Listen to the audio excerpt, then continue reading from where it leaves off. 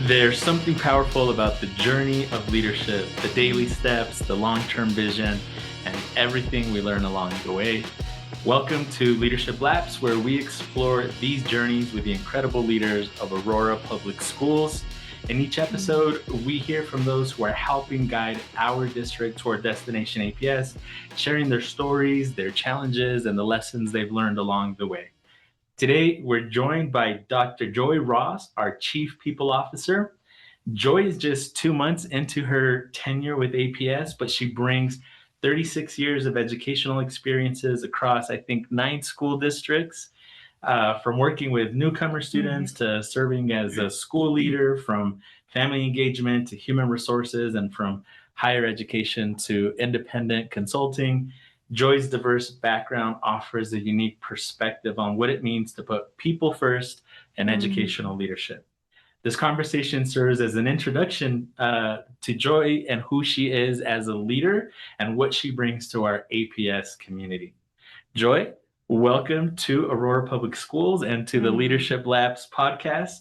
Tell us about who you are and what drew you to join our APS team as Chief People Officer. What a powerful introduction. It's humbling to hear you say, Dr. Joy Ross, Chief People Officer of Aurora Public Schools. Wow. It's breathtaking. And I think I'm grateful that it's breathtaking. And I hope that that is always a hallmark of my leadership. What drew me to Aurora Public Schools? I think the things that invited this podcast to exist. What do I mean by that? The ideation, the invitation to dream, the visioning, the forecasting, the thinking about who we need to be for the future and who are those players. I'm getting goosebumps sitting here saying that. That's what drew me. I had the good fortune of working with Mike, and interestingly enough, we didn't work a lot together at Cherry Creek. We knew each other and we had good, solid connections. And then I went to Lake Washington, and I spent 5 years there as an assistant superintendent of HR and then an associate superintendent of talent strategy and communications. And then Mike transitioned as a superintendent here. And I remember when he got that role, I was super proud. I was like, look at him, right? Because you never know where life's journey is going to take you. And we had a couple of conversations. Oh, you want to come? I was like, I'm good. And then when he asked the last time, I was like, yes. And it was about him. It was about you. It was about seeing the interaction, recognizing that there was a different vision. And that there was a place for somebody like me. And the last, I think it's 12 weeks almost, believe it or not, I have never had an experience in a job, in a career like this. And I am surprised in just all of the good ways. I wasn't expecting this. And so as a 63-year-old woman, to your point, 36 years in 9 school districts in 2 countries, I stand grateful, amazed, excited, humbled, all the things, just all the things. Thank you for sharing just all the things. Thank you for sharing that, and thank you for being here, and thank you for saying yes to joining our team. You mentioned 2 countries, so you're not from Aurora? I am not from Aurora, and I hope you hear a Bahamian accent. When I go home, they say, you sound so American. I'm from the Bahamas, born and bred there. Had the opportunity my dad was an American, so I'm a Bahamian immigrant with U.S. papers, which is an interesting experience. And just had, to your point, just a very diverse career. And I think for me, when I think about that, it speaks to the opportunities that are in education in general, right? So many different ways in which you can serve, based upon what it is that you're interested in. My title is Chief People Officer because I'm really passionate about the human beings, the adults in school. I remember, Jesus, when I got the opportunity to open a high school in Illinois, we hired a young man. His name is Edsel Clark, and he actually is here in Colorado. Mm. Shout out, Edsel. You got a shout out. And he came to us as a math division chair. And so that was his first official position. And he said to me, he said, like, what advice would you give, like, to a new AP? And I said, know who you are. First and foremost, know who you are. And so I just think about all of those experiences kind of culminating, and it really is going to be predicated on who you are and who you want to be as a leader, right? Yes. Yeah. Thank you for sharing that. So last few months, and being here in Aurora Public Schools, what have been your initial impressions of our district culture and our people? I was chatting with a couple of my team members just before I came up, and we've gone through a reorg. And so we're in that very good, productive struggle stage, right? And how we support each other, how we help to clarify what needs to happen, and then how we put anchors in place to support the human beings going through that change matrix. And they said, I hope you're not like frustrated. And I'm like, this is the best team.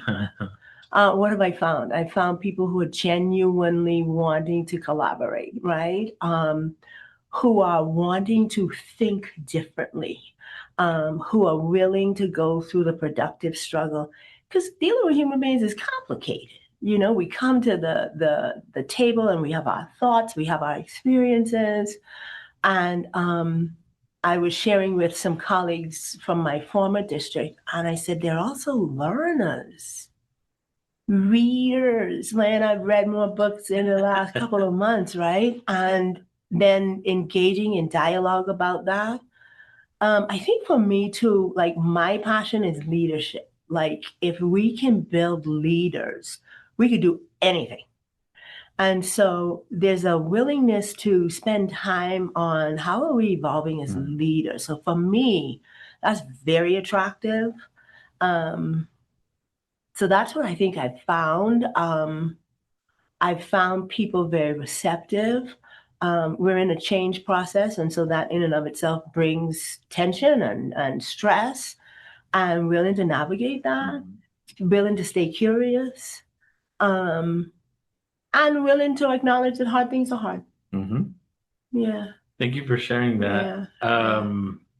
You shared a little bit about what attracted you to the role and to APS, and you recently shared with the district leadership team a little bit about when you fell in love with the work of human resources. Can you share a little bit about how this position fits into your broader leadership story? Yeah, it was, I mentioned it already. I had the opportunity to open Mattia Valley High School as an assistant principal. And it was with Jim Schmidt, shout out Jim Schmidt. And he was a principal. And I just realized that in that process of having like 6 months prior to the opening of school and being able to work at central office and being able to think about what are the things that we need to think about to stand up a school, the mascot and the mural on the wall. And just those very detailed things. And so much of that was also centered around people. And the hiring of people and the training of people and the development of people and laying tracks for those adults to come in so that when we open the doors to that freshman class, we had people who felt competent and confident. And that's a huge responsibility. And I was like, man, this is good, right? And the story that I tell is I'm really greedy, which is why I want to work with the adults, because if we get the adults to a place where they are excited and they are thriving, the possibilities for our kids are limitless. Yes. And so that was when I fell in love with HR. And probably about 4 years after that was when I had my first HR director role in New Mexico. And since then, it's 10 years, 5 of them on cabinet. This is now the second cabinet role. And I see this current role as being really that place that's going to benefit from 10 years of HR work, right? Having a greater appreciation for systems. Just now, before I came up, we were doing a classified APT training. And I just went in and I sat in, all right? I want to hear it. but I see how it fits into a system. I see where we have the opportunity to do some tweaks, who we need to bring in, how we could create potentially like a focus group with our school support folks. And it's like, oh, the dots connect, right? And that's time. Yeah. Right. And so I see this being that place that hopefully will benefit from all of those experiences as we work towards Destination APS.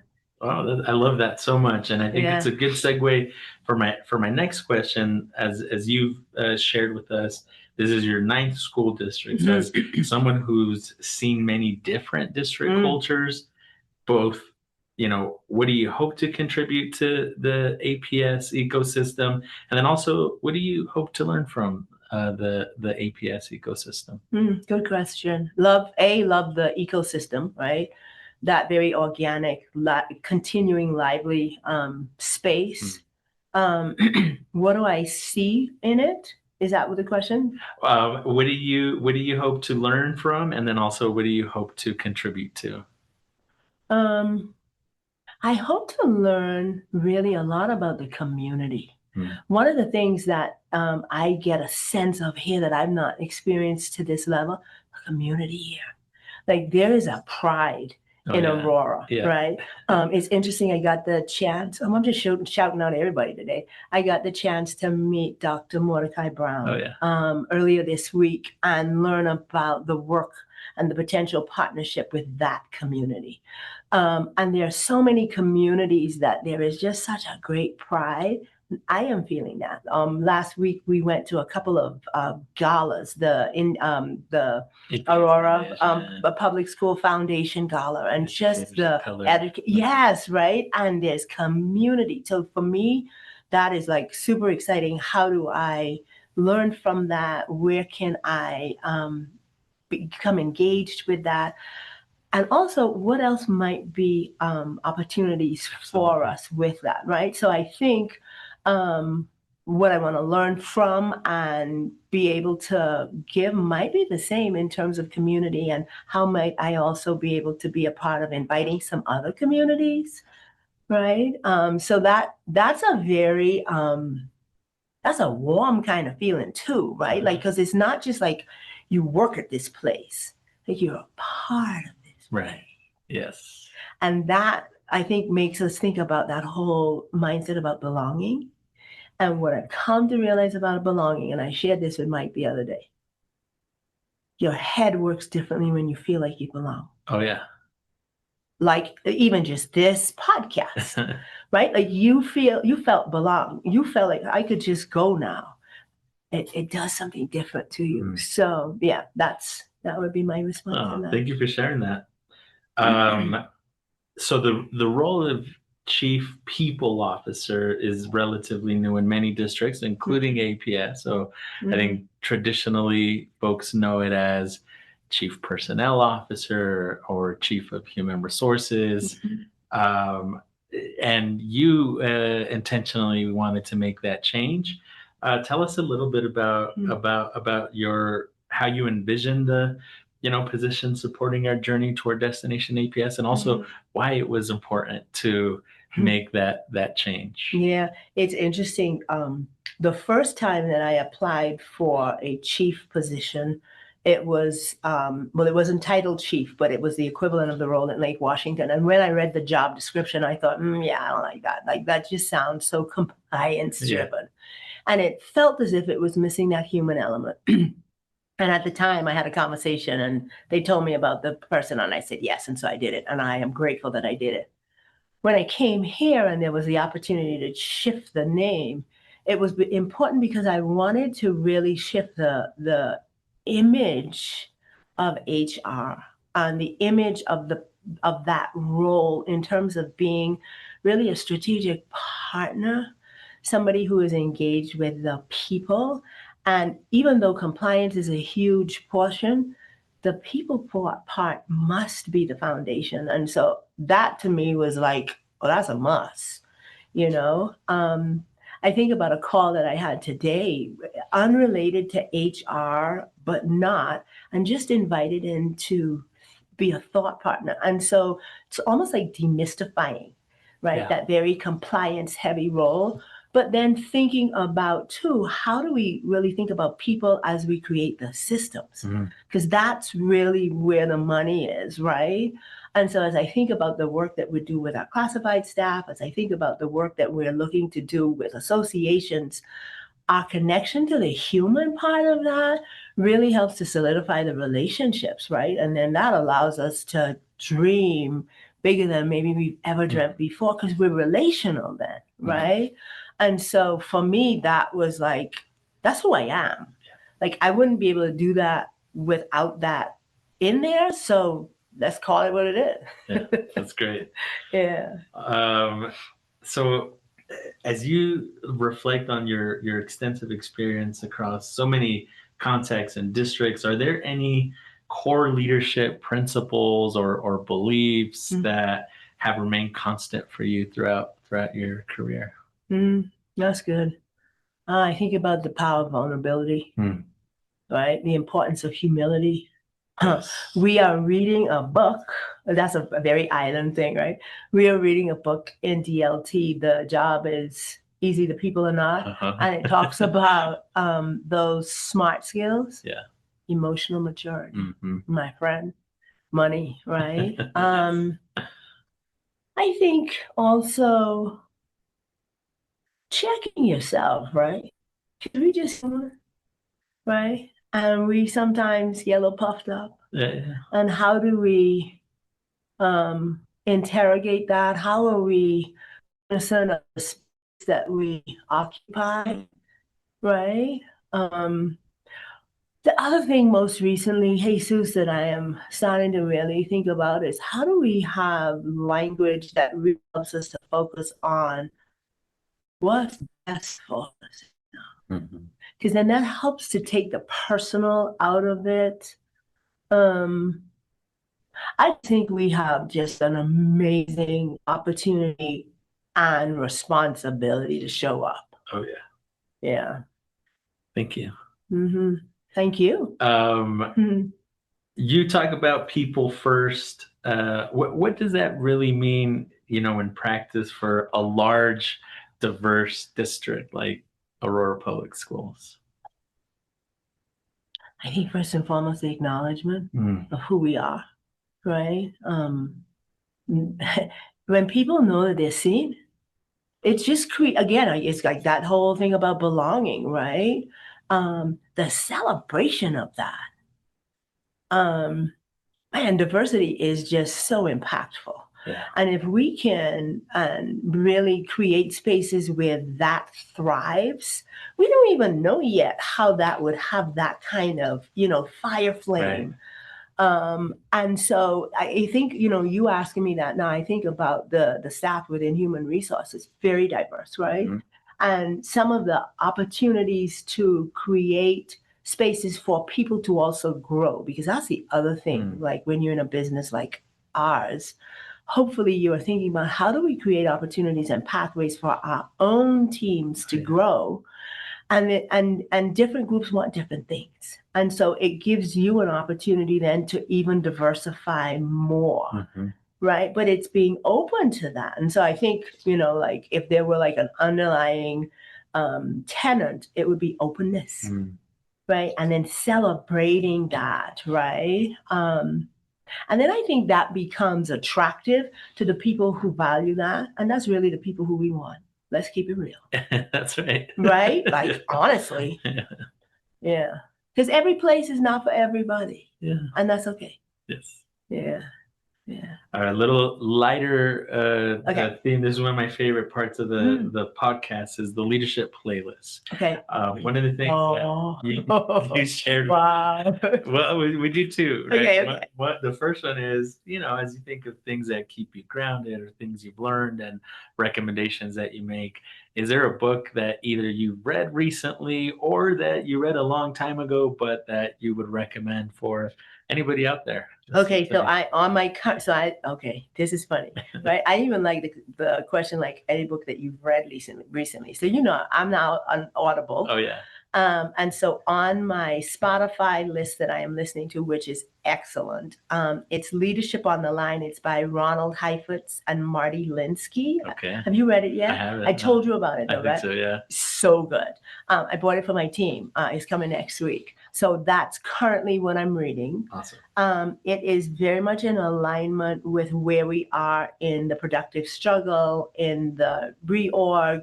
It's great. Good storytelling with some framework Good. Yeah, really good. So that's the book. Great. And the next one is not necessarily a recommendation, but what's playing in your leadership headphones and in your car? What are you singing on your drive-in or on your as you walk in? I got some really different ones. There's a song that I like. I forget who it's by. It's called Curious. And for those folks on Facebook, they may have seen it. That's a song that's on my playlist. I really like Teddy Swims. I did not go to see him when he was at Red Rocks. The other one I like is, I forget, but the song is called Ray. I am a good Earth, Wind, and Fire gal, like on the regular, and a little bit of reggae. Oh, good. Yeah, I got to stay closer to my roots. That's right. And hope you don't mind me sharing this, Joy, but there's a weekly tradition in HR. Every Friday afternoon, there's a dance party. So if you're ever around ESC1 on a Friday afternoon and need to get the wiggles out, come to the dance party in HR. You've not been yet. That's right. I know. It's tomorrow, my friend. I know when it happens. Yeah. You know what's so good about that, Jesus, man? Just celebrating people. Yeah. Yes. Right? That's right. Work hard all week. Come on, we got 10 minutes. Let's shake it up. That's right. And then everybody jump in their car and they're gone. That's right. Yeah. All right. Now we're in our destination APS lightning round. So, what does destination APS mean to you from the HR lens? It is that department, that strategic partner that is able to create systems and supports as it relates to the human beings who are going to make destination APS happen. Like, that's a powerful opportunity and responsibility.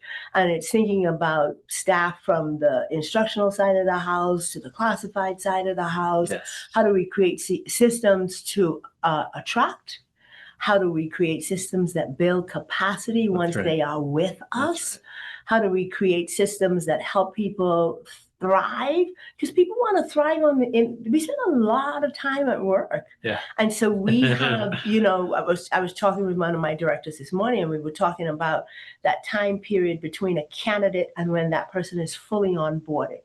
And what is that image? What is that story, right? That we are going to tell, or that is told about us, right? Because there are narratives that are out there, right? And so we get to be very influential in what that narrative is too, right? In terms of building professional capacities for growth, our work with the associations, like all of that, right? And so I think about HR and I think about that full employee life cycle. Yes. And we get to create that. And so it is just an awesome responsibility and opportunity. And such an important, critical part of the whole plan. Yeah. Absolutely. Yeah. Thank you. Yeah. Okay, this is my last question. Okay. Believe it or not. What's one message you'd want every APS employee to know, either about you or about the reorganized division of human resources? Oh, what a lovely question. Thank you. We want a partner. We want to support. We are really looking forward to being in buildings and sharing with people as well. We made a commitment that, we're in HR where we need to be, and when we can, we're going to be in buildings. We're coming to support. There are some portions of HR that are really challenging. And, I think about being in a building and being responsible for all the adults in the building and then all those precious kids, like whether it's Yeah. elementary, middle, or high school. And the people in those buildings, they need to focus on that. Yes. Our jobs are to help relieve any of those other things that we can support you with in HR, and we're going to lead in that. And so I want people to, know that they're going to be able to trust us, right? That we're coming in to partner with them. We want to support them. We don't just want to be reactive either, because what we want to do is build capacity for us to be thinking proactively. And then we're excited to be here with them. Thank you for that. I think that message will be well received by folks who are listening. You heard it here first. And thank you for sharing your story and your vision with us today. Your commitment to putting people first, combined with your wealth of experience across so many different contexts, brings a valuable perspective to the APS leadership team, and we're so glad you're here. To our listeners, we hope this introduction to Dr. Joy Ross helps you understand the thoughtful leadership she brings to supporting all of us in our work. Join us next time as we continue exploring the paths of those who are helping guide us toward Destination APS. Until then, keep running your race with purpose.